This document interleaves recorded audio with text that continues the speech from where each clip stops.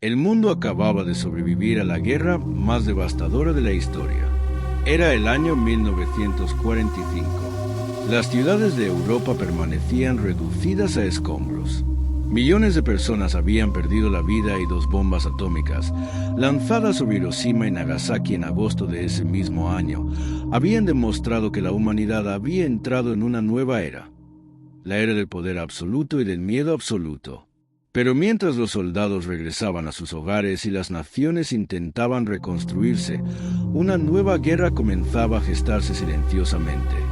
No sería una guerra librada únicamente con tanques, aviones o misiles. Sería una guerra por la información, por los secretos, por la mente humana. Así comenzó uno de los enfrentamientos más largos y peligrosos del siglo XX, la Guerra Fría. Aunque nunca existió una declaración oficial de guerra entre los Estados Unidos y la Unión Soviética, ambas superpotencias iniciaron una competencia feroz por demostrar cuál sistema político, económico, científico y militar dominaría el planeta. Cada avance del enemigo era interpretado como una amenaza. Cada descubrimiento científico era analizado con preocupación. Cada espía capturado alimentaba el temor de que el adversario estuviera un paso adelante. En aquellos años comenzó a extenderse una pregunta inquietante dentro de los servicios de inteligencia estadounidenses. ¿Y si el enemigo hubiera descubierto la forma de controlar la mente humana? Hoy esa idea puede parecer propia de una novela de ciencia ficción, pero durante la década de 1940, esa posibilidad fue tomada muy en serio. Los informes de inteligencia hablaban de prisioneros que cambiaban repentinamente de actitud, de soldados que confesaban información confidencial, de ciudadanos aparentemente normales que regresaban de países comunistas defendiendo ideologías completamente opuestas a las que sostenían antes de partir. Muchos de aquellos informes estaban exagerados, otros eran simples rumores, pero bastaron para sembrar una enorme preocupación en Washington. En 1947, el gobierno estadounidense aprobó la Ley de Seguridad Nacional, una reforma que transformaría para siempre el sistema de inteligencia del país. Ese mismo año nació oficialmente la Agencia Central de Inteligencia, más conocida por sus siglas, CIA. Su misión era obtener información estratégica, realizar operaciones encubiertas y proteger a Estados Unidos frente a amenazas extranjeras. Sin embargo, muy pronto algunos de sus altos funcionarios comenzaron a creer que las armas tradicionales no serían suficientes para ganar la nueva guerra. Había que comprender el funcionamiento del cerebro humano. Había que descubrir cómo influir sobre la voluntad de una persona. Había que encontrar métodos de interrogatorio más eficaces. Y, si era posible, aprender a resistir cualquier intento del enemigo por manipular la mente de los ciudadanos estadounidenses. Mientras estas ideas comenzaban a tomar forma, otro acontecimiento internacional incrementó aún más el temor. En 1949, la Unión Soviética detonó con éxito su primera bomba atómica. Estados Unidos dejaba de ser la única potencia nuclear del planeta. El equilibrio mundial cambiaba para siempre. Ese mismo año ocurrió otro hecho que preocupó enormemente a Occidente. Tras una larga guerra civil, Mao Zedong proclamó el nacimiento de la República Popular China el 1 de octubre de 1949. Ahora dos enormes potencias comunistas ocupaban un lugar central en el escenario internacional. En Washington comenzó a hablarse del llamado efecto dominó. Se temía que cada vez más países adoptaran gobiernos comunistas. Y si eso ocurría, Estados Unidos podría perder influencia en gran parte del mundo. Las tensiones crecieron todavía más cuando estalló la Guerra de Corea el 25 de junio de 1950. Corea del Norte, respaldada por la Unión Soviética y posteriormente por China, invadió Corea del Sur. Estados Unidos respondió encabezando una fuerza internacional bajo mandato de las Naciones Unidas. Miles de soldados estadounidenses fueron capturados durante el conflicto. Algunos de ellos realizaron confesiones inesperadas. Otros criticaron públicamente a su propio país. Incluso hubo prisioneros que decidieron permanecer en territorio comunista una vez terminada la guerra. La prensa estadounidense comenzó a utilizar una expresión que pronto recorrería el mundo entero: Lavado de cerebro. El término había sido popularizado por el periodista Edward Hunter en 1950, quien afirmaba que los regímenes comunistas estaban utilizando sofisticadas técnicas psicológicas para modificar el comportamiento humano. Actualmente, muchos historiadores consideran que aquellas afirmaciones mezclaban hechos reales con interpretaciones exageradas propias del clima de tensión de la Guerra Fría, pero en aquel momento fueron tomadas con enorme seriedad. Dentro de la CIA surgió una pregunta que cambiaría la historia. ¿Y si esas técnicas realmente existían? ¿Y si la Unión Soviética había descubierto métodos para borrar recuerdos, modificar creencias, obligar a un prisionero a revelar secretos, convertir a una persona en un agente obediente? Responder esas preguntas se convirtió en una prioridad nacional. Durante los primeros años de la década de 1950, la CIA comenzó a financiar discretamente diversas investigaciones científicas.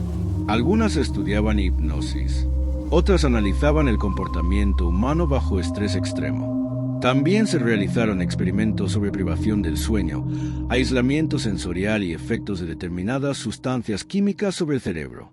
Muchos de estos proyectos recibían nombres en clave para ocultar su verdadera finalidad. Entre ellos aparecieron programas como Bluebeard, iniciado en 1950, y posteriormente Artichoke, aprobado en 1951.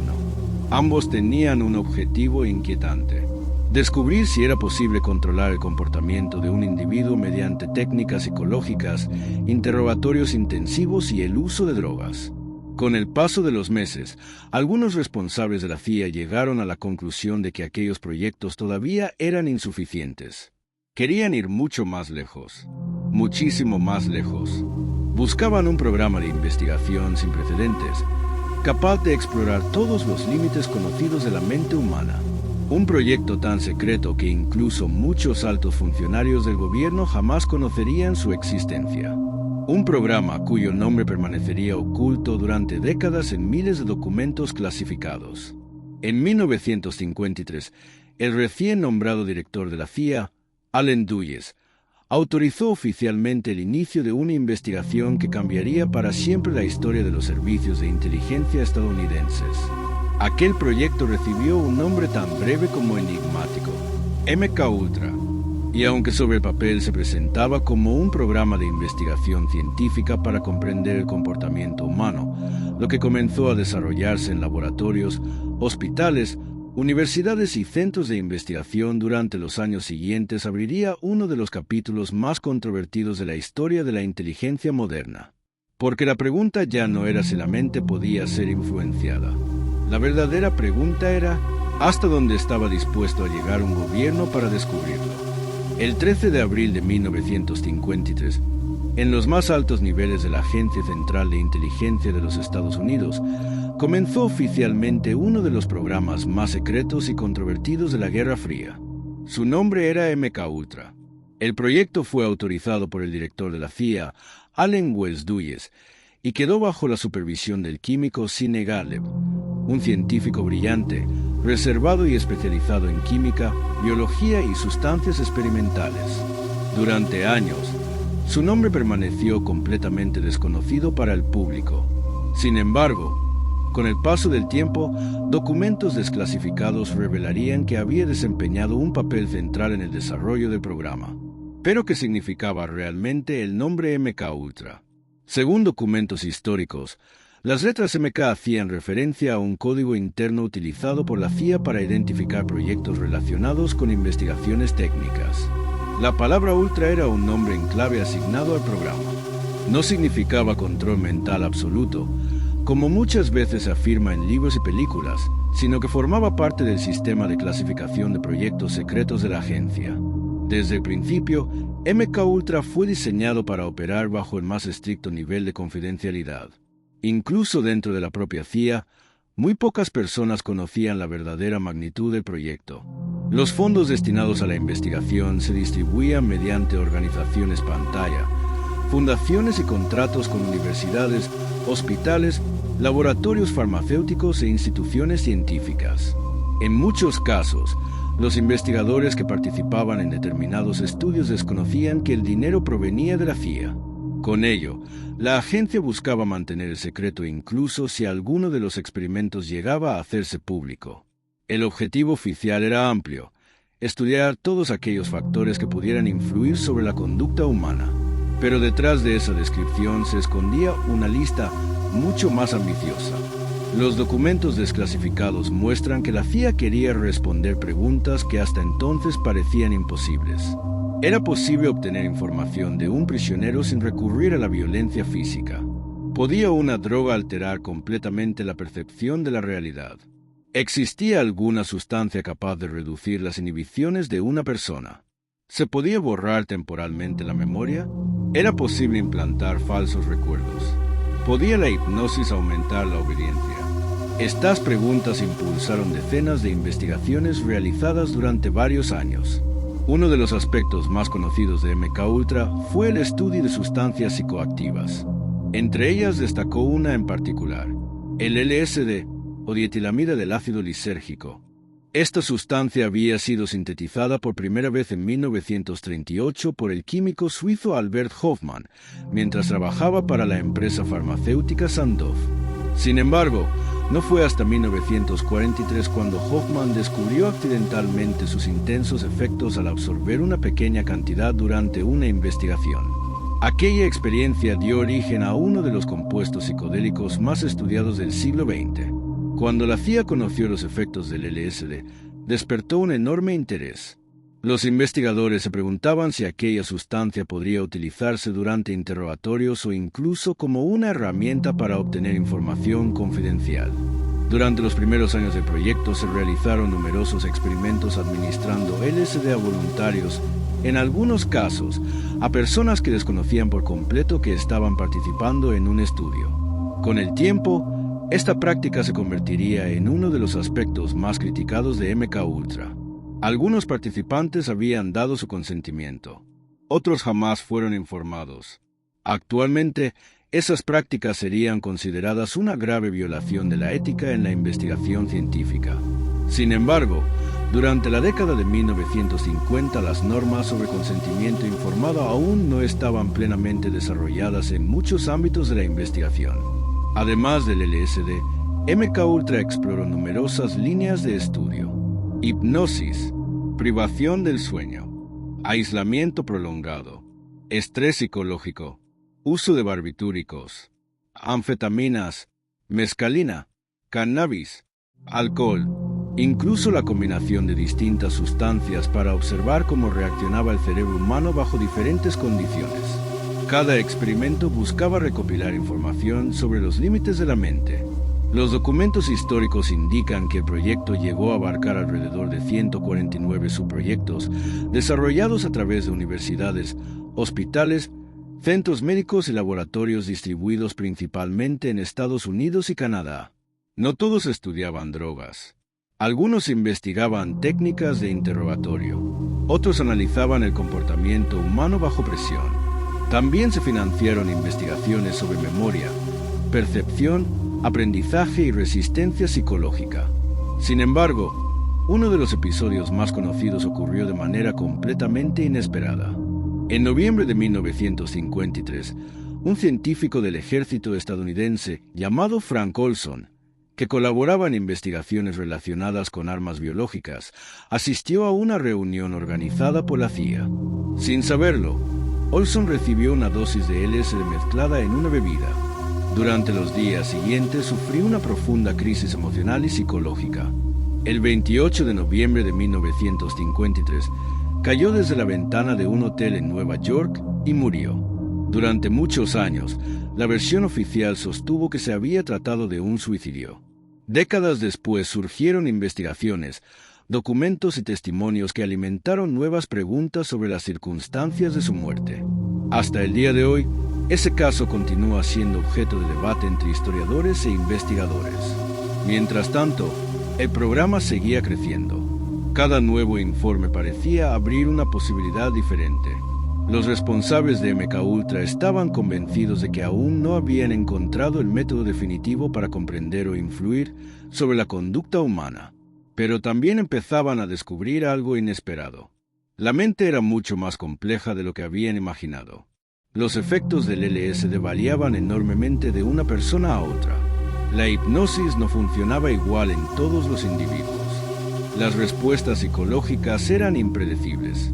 No existía una fórmula universal para controlar el comportamiento humano. A pesar de ello, las investigaciones continuaron. Y fue precisamente en esa etapa cuando algunos de los experimentos más polémicos comenzaron a desarrollarse fuera de los laboratorios tradicionales. Algunos se realizaron en apartamentos acondicionados por la CIA. Otros utilizaron escenarios diseñados para observar el comportamiento de personas que desconocían por completo que estaban siendo estudiadas. Aquellas operaciones recibirían nombres propios. Décadas después, serían consideradas uno de los capítulos más sorprendentes y controvertidos de toda la historia de MKUltra. Porque si hasta ese momento la agencia había experimentado principalmente en entornos científicos, lo que estaba a punto de ocurrir llevaría el proyecto a un nivel completamente diferente. Uno en el que las fronteras entre la investigación, el espionaje y la ética comenzarían a desdibujarse de una forma que nadie imaginaba. A mediados de la década de 1950, el proyecto MKUltra ya había dejado de ser un pequeño programa experimental. En apenas unos años se había convertido en una extensa red de investigaciones distribuidas entre universidades, hospitales, laboratorios privados e instituciones científicas financiadas, en muchos casos, sin que los propios investigadores supieran quién era el verdadero patrocinador de sus estudios. La CIA estaba convencida de que el tiempo jugaba en su contra. La Guerra Fría se intensificaba. La Unión Soviética desarrollaba nuevas tecnologías militares. La carrera espacial comenzaba a tomar forma, y cada nuevo informe de inteligencia aumentaba el temor de que los países comunistas estuvieran investigando métodos avanzados de interrogatorio y manipulación psicológica. En ese contexto, los responsables de MKUltra decidieron ampliar el alcance del programa. Uno de los proyectos más conocidos fue una operación secreta que años después recibiría el nombre de Operation Midnight Climax. Iniciada alrededor de 1955, consistía en apartamentos secretos instalados por la CIA en ciudades como San Francisco, posteriormente Nueva York. Desde el exterior parecían viviendas comunes, pero en su interior habían sido acondicionados con espejos unidireccionales, equipos de grabación y sistemas de vigilancia ocultos. El propósito era observar cómo reaccionaban algunas personas bajo los efectos de sustancias psicoactivas en situaciones controladas. Según los documentos desclasificados, en determinados casos se administró LSD sin el conocimiento previo de los participantes. Posteriormente, los investigadores registraban su comportamiento para analizar los efectos de la droga sobre la percepción, la memoria y la conducta. Hoy, estos experimentos son ampliamente considerados una grave violación de los principios éticos de la investigación científica. Sin embargo, en aquel momento permanecieron ocultos bajo el más estricto secreto. Mientras tanto, Sidney Gottlieb seguía autorizando nuevos subproyectos. La documentación desclasificada muestra que la CIA financió investigaciones sobre hipnosis, privación sensorial, privación del sueño, estrés extremo, drogas alucinógenas, técnicas de interrogatorio, influencia psicológica, modificación del comportamiento, memoria y aprendizaje. En total, el programa llegó a comprender aproximadamente 149 subproyectos, aunque algunos historiadores consideran que la cifra pudo ser aún mayor debido a la destrucción posterior de documentos. Uno de los grandes interrogantes es cuántas personas participaron realmente en estas investigaciones. No existe una respuesta definitiva. Se sabe que hubo voluntarios plenamente informados en ciertos estudios médicos y farmacológicos. También está documentado que, en otros casos, algunas personas recibieron sustancias sin saber que formaban parte de un experimento. La magnitud exacta sigue siendo difícil de determinar porque gran parte de los archivos fue destruida años después. A medida que avanzaban las investigaciones, la propia CIA comenzó a descubrir una realidad inesperada. No existía una droga capaz de controlar completamente la voluntad de una persona.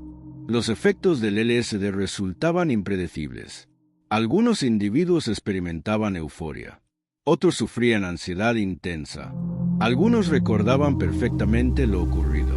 Otros apenas conservaban recuerdos fragmentados. La misma dosis podía producir resultados completamente distintos en dos personas diferentes. Lo mismo ocurría con la hipnosis. Aunque podía aumentar la sugestión en ciertos individuos, no convertía automáticamente a alguien en un agente incapaz de resistirse a cualquier orden. Los resultados estaban muy lejos de las expectativas iniciales. Pese a ello, las investigaciones continuaron durante toda la segunda mitad de la década de 1950. Mientras el programa seguía creciendo, el mundo atravesaba algunos de los momentos más tensos de la Guerra Fría. En 1957, la Unión Soviética lanzó el Sputnik 1, el primer satélite artificial de la historia. El acontecimiento provocó una enorme preocupación en Estados Unidos. Si los soviéticos habían sido capaces de conquistar el espacio antes que los estadounidenses, ¿qué otros avances tecnológicos podrían estar desarrollando? El clima de competencia reforzó la idea de que ningún campo de investigación debía abandonarse, ni siquiera aquellos relacionados con el comportamiento humano. Durante esos años, MKUltra también financió investigaciones sobre medicamentos experimentales, trastornos mentales y procesos de aprendizaje. Muchas de esas investigaciones generaron información útil para la medicina y la psicología. Otras, en cambio, nunca produjeron resultados concluyentes. Con el paso del tiempo, incluso algunos responsables del programa comenzaron a admitir internamente que encontrar un método para controlar completamente la mente humana parecía mucho más difícil de lo que habían imaginado. A comienzos de la década de 1960, el proyecto empezaba a mostrar señales de desgaste. Después de años de experimentación, millones de dólares invertidos y cientos de investigaciones, la gran promesa seguía sin cumplirse. No había aparecido la sustancia perfecta. No existía el interrogatorio infalible. No se había descubierto un método capaz de borrar recuerdos a voluntad ni de implantar nuevas ideas de manera completamente controlada. Sin embargo, el secreto permanecía intacto. Muy pocas personas conocían la existencia de MKUltra. El Congreso de los Estados Unidos no había recibido información detallada. La opinión pública ignoraba completamente lo que estaba ocurriendo. Y probablemente el mayor giro de esta historia aún estaba por llegar, porque el verdadero escándalo no comenzó cuando se realizaron los experimentos. Comenzó años después, cuando algunos periodistas, investigadores y comisiones oficiales empezaron a descubrir que durante más de 2 décadas la CIA había desarrollado un programa del que prácticamente nadie había oído hablar. Lo que siguió fue una cadena de investigaciones, documentos desclasificados y audiencias públicas que sacudirían la confianza de millones de personas en las instituciones estadounidenses y convertirían a MKUltra en uno de los episodios más debatidos de la historia moderna. A finales de la década de 1960, el proyecto MKUltra ya llevaba más de 15 años funcionando bajo el más absoluto secreto. Lo que había comenzado en 1953 como un programa para investigar los límites de la mente humana se había transformado en una compleja red de experimentos distribuidos por universidades, hospitales, laboratorios y centros de investigación dentro y fuera de los Estados Unidos. Sin embargo, algo había cambiado. Después de miles de pruebas, cientos de informes y millones de dólares invertidos, los resultados estaban muy lejos de las expectativas iniciales. Los científicos no habían encontrado una droga capaz de controlar completamente la voluntad de una persona. La hipnosis tenía limitaciones evidentes. Los efectos del LSD resultaban impredecibles. La memoria humana era mucho más compleja de lo que los investigadores habían imaginado. La idea de crear un control mental absoluto seguía siendo inalcanzable. Aún así, el proyecto permanecía oculto, pero fuera de los laboratorios, Estados Unidos atravesaba una profunda transformación. La guerra de Vietnam generaba un fuerte rechazo social. Miles de ciudadanos comenzaban a desconfiar del gobierno. Los medios de comunicación investigaban cada vez con mayor intensidad las actividades de las agencias de inteligencia. Y, poco a poco, los secretos empezaban a salir a la luz. El 17 de junio de 1972, un grupo de hombres fue detenido mientras intentaba colocar equipos de espionaje en el complejo Watergate, sede del Partido Demócrata en Washington. Lo que inicialmente parecía un simple robo terminó convirtiéndose en uno de los mayores escándalos políticos de la historia de Estados Unidos. Las investigaciones posteriores revelaron una extensa red de abusos de poder y operaciones encubiertas que terminaron provocando la renuncia del presidente Richard Nixon el 9 de agosto de 1974, la única dimisión presidencial en la historia del país. El clima político cambió por completo. El Congreso comenzó a examinar con mayor rigor las actividades de las agencias de inteligencia. En ese mismo contexto ocurrió un hecho decisivo. En 1973, el entonces director de la CIA, Richard Helms, ordenó destruir una gran cantidad de documentos relacionados con MKUltra antes de abandonar su cargo. Miles de archivos fueron eliminados. La orden tuvo consecuencias enormes.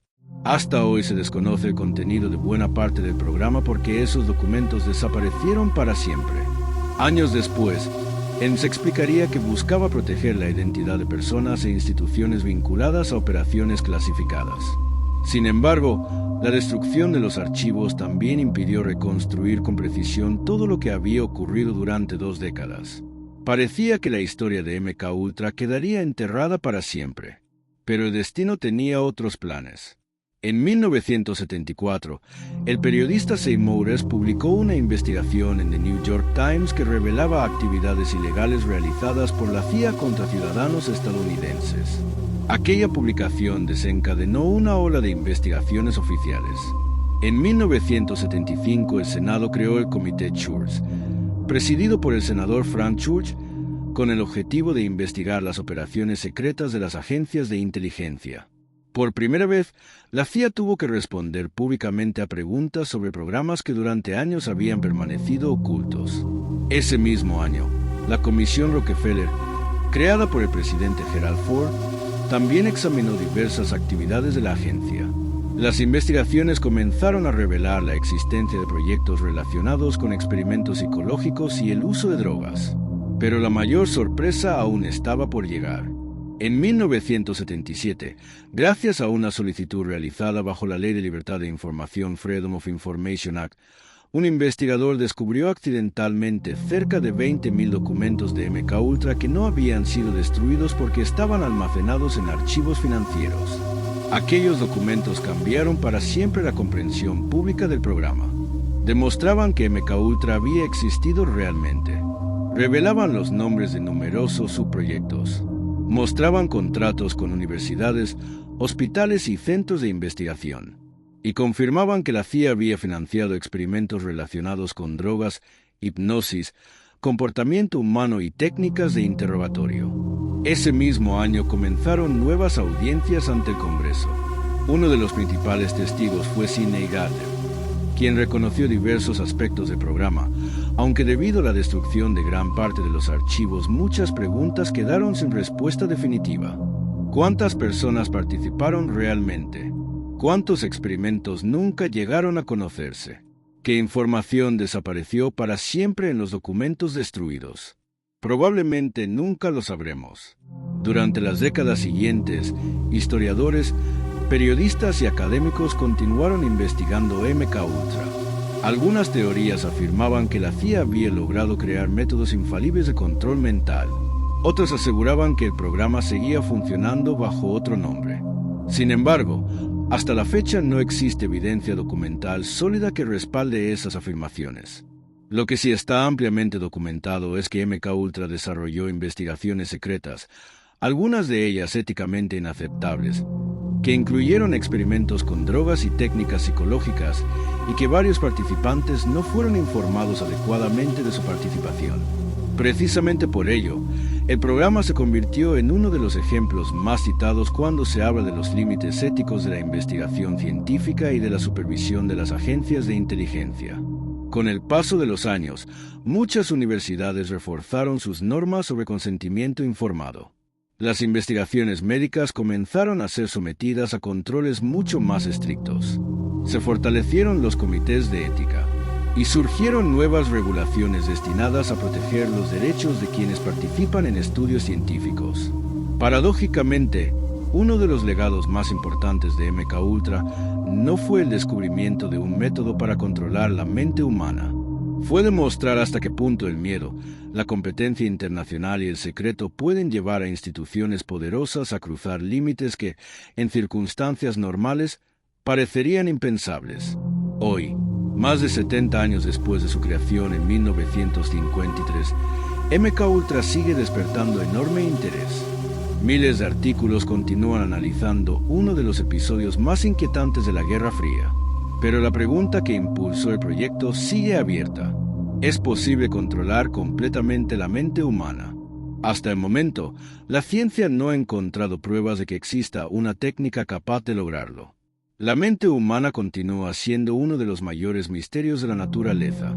Y quizá esa sea la verdadera lección que dejó MKUltra. No la existencia de una fórmula secreta para dominar la voluntad de las personas, sino el recordatorio de que el conocimiento científico, cuando se desarrolla sin suficientes límites éticos y sin supervisión, puede convertirse en un instrumento tan poderoso como peligroso, porque la historia no siempre revela los secretos en el momento en que ocurren. Algunos permanecen ocultos durante décadas, esperando pacientemente a que un documento olvidado, un archivo desclasificado o una investigación periodística los devuelva a la luz. Y cuando eso sucede, el mayor descubrimiento no es únicamente conocer lo que ocurrió. Es comprender hasta dónde puede llegar una sociedad cuando el miedo y el poder se imponen sobre la transparencia y la responsabilidad.